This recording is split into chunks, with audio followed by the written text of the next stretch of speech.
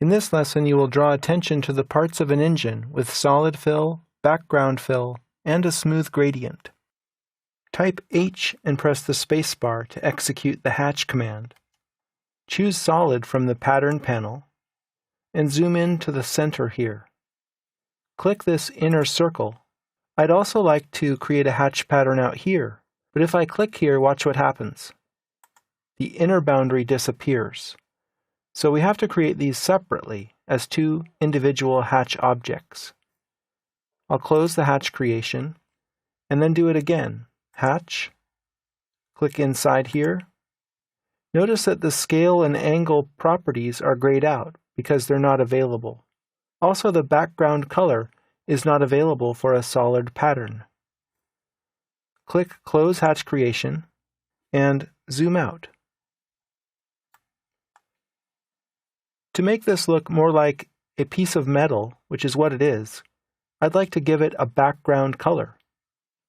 Click on it to select the hatch object, and then open the background color drop-down and choose Select Colors.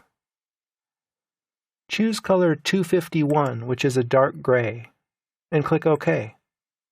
Now it's hard to see the actual hatch pattern. Let's change its color also.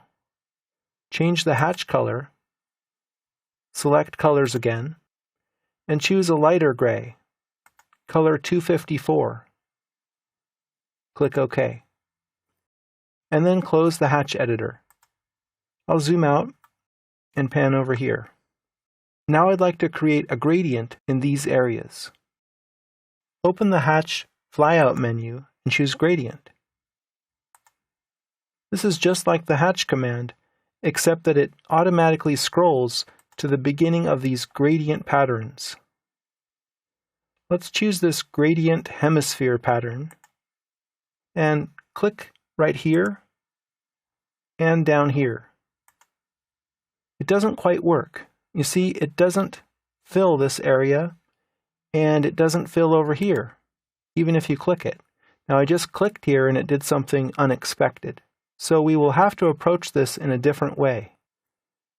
I'll close and undo. Instead, let's isolate the layers used to make the boundary. Select the red object and the green one and press Enter.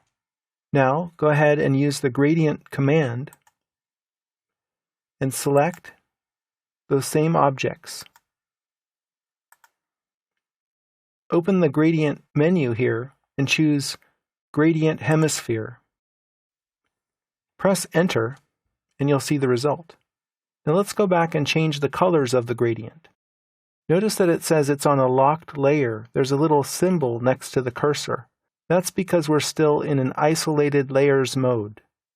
Click Unisolate to go back and have all the layers be unlocked. Then select the hatch object. Go up here and choose the gradient color number 1. Choose Select Colors. Go to the True Color tab and select a fiery orange. Here I'm going to move the crosshair into this region, and I think I need to go a little more saturated by dragging it up higher. There's a good orange. Okay. And then let's cool that off with Gradient Color 2. Select Colors, True Color, and choose a blue. Maybe not quite so saturated. Okay. And close Hatch Editor. So in this lesson, you learned how to create a solid fill, how to add a background color to an existing hatch pattern, and finally how to create a gradient.